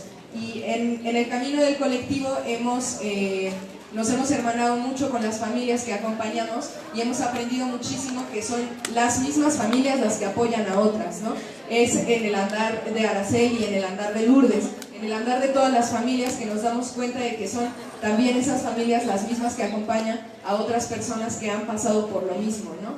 Y es impresionante cómo, aunque exista toda esta impunidad y toda esta lucha que están haciendo, también las familias tienen el corazón para apoyar a otras familias, ¿no? Para caminar al lado de esas familias, para caminar al lado de las diferentes luchas que existen en el territorio nacional. Entonces, pues quedaría la exigencia de que pues sí queremos fuera absolutamente a todos los policías de nuestras universidades, queremos que la universidad se haga responsable y que ponga absolutamente todo lo que tiene a su disposición, sean recursos humanos, económicos o lo que sea, lo ponga todo hacia la búsqueda, tanto en vida como en fosas clandestinas, de nuestros y nuestras compañeras, que todo lo que tenga la UNAM lo ponga hacia la resolución de todos y cada uno de los casos de los miembros de la comunidad universitaria, y que además se utilicen esos recursos para intentar apoyar a todas las familias que han sido víctimas dentro del contexto de la guerra contra el crimen organizado.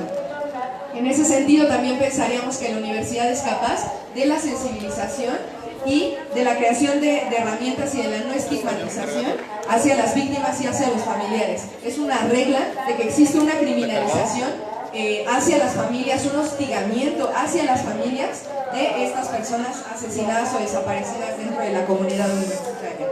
Y pues bueno, o sea, quedaría justo el cuestionamiento de qué estamos haciendo para nutrir la dinámica de los casos ejemplares en los derechos humanos, y entonces qué vamos a hacer para luchar en contra de esta dinámica, porque absolutamente todos los casos de víctimas son extremadamente importantes, absolutamente todos los casos. Esa dinámica de los casos ejemplares se tiene que acabar, y se tiene que acabar desde los que estamos defendiendo los derechos humanos. No puede ser posible que solamente exista esta dinámica de los casos ejemplares y que no tengamos la creatividad de pensar en otras dinámicas de la defensa y la promoción de los derechos humanos. Gracias.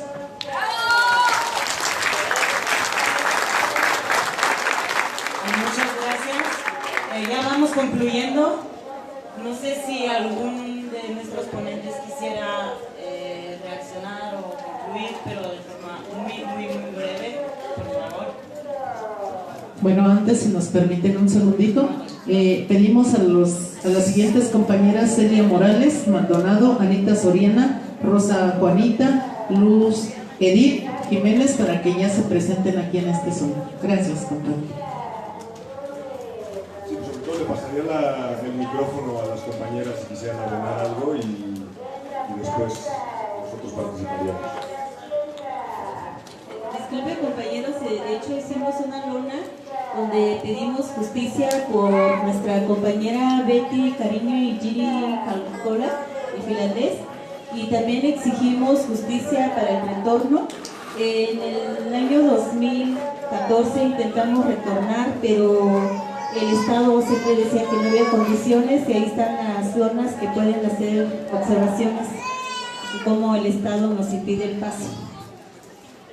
Y también ahorita hago la entrega del documento a los relatores, que se incluye este documento. Alguien de los relatores que pasen acá, por favor, para que les hagan la entrega de un documento.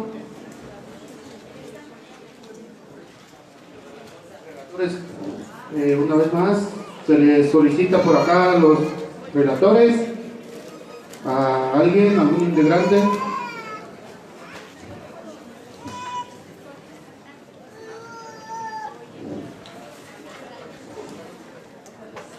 Ya, muy bien, ya lo recibieron.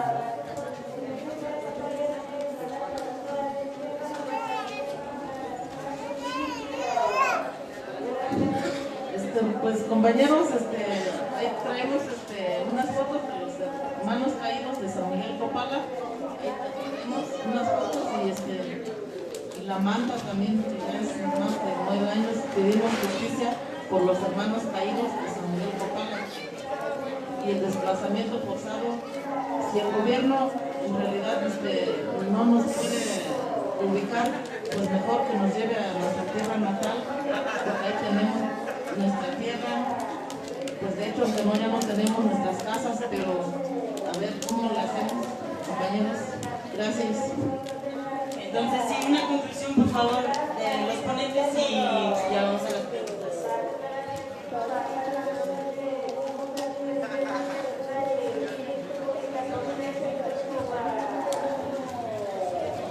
Pues me olvidó darles un dato del proceso de lo de mi hijo.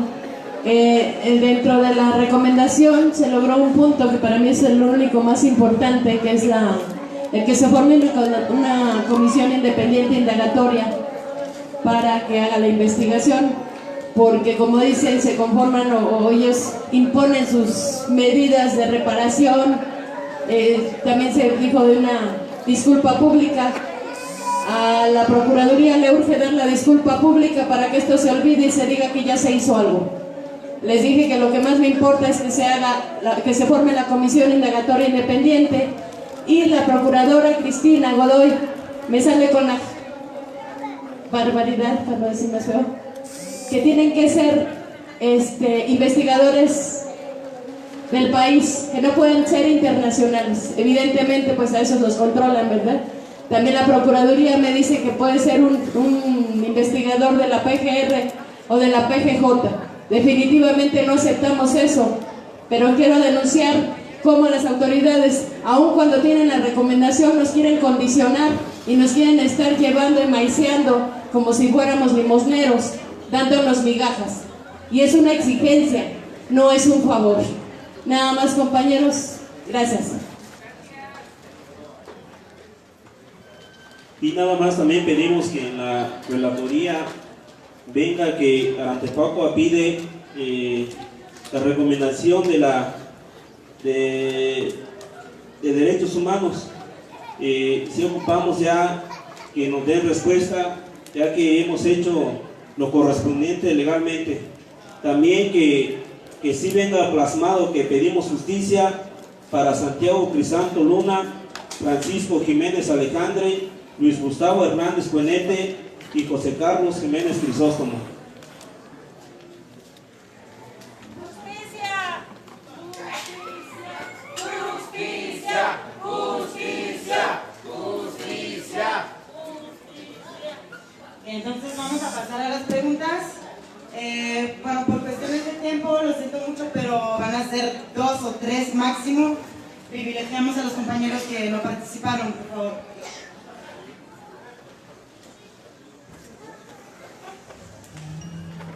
Bueno, buenas tardes a todos. Yo quiero hacer una pregunta. Nosotros, víctimas de aquí de Arantepaco, ya tenemos 2 años esperando la recomendación. Entonces la pregunta va, ¿cuánto tiempo se llevó para que saliera la recomendación que usted maneja, que ya salió? ¿Y cuál es el proceso que usted para que salga rápido.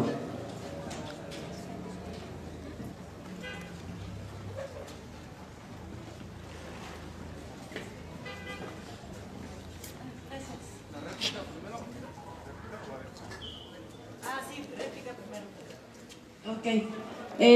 La recomendación salió el día 8 de agosto del 2018. Casi 7 años, 6 años y feria, pues, para que se hiciera. Mi expediente estuvo guardado durante 4 años en la oficina del primer visitador.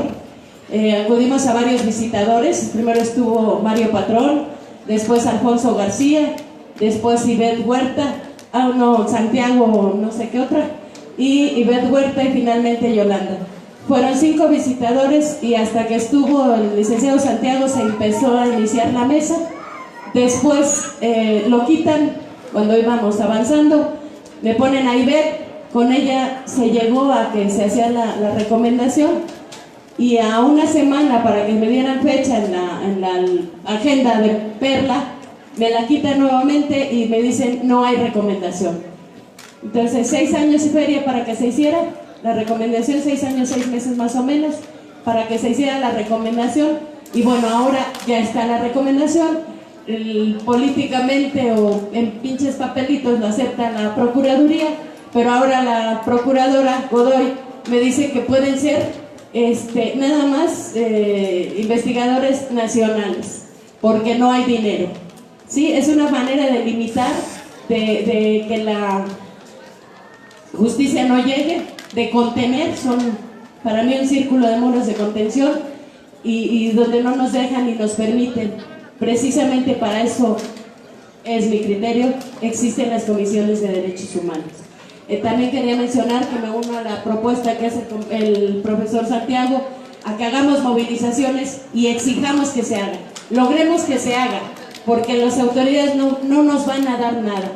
El hecho de que haya estado, los compañeros triquis estuvieron en el plantón, en el Zócalo, fueron recibidos por Alejandro Encinas, después nos reciben, dicen que se va a atender en casi todos los casos, ¿sí? Y las reuniones con las autoridades, y después empiezan a cancelar las fechas, y nunca hay solución. Evidentemente le tiran a que no tenemos dinero para mantener los plantones, no tenemos tiempo, nos cansan y nos retiramos sin respuesta. Es una dinámica que tienen para ir haciendo a un lado los casos. Eso sí, llaman a tomarse la foto, que nos reciben a las víctimas, es nada más la tomada de foto y después no hay nada. Gracias, compañero.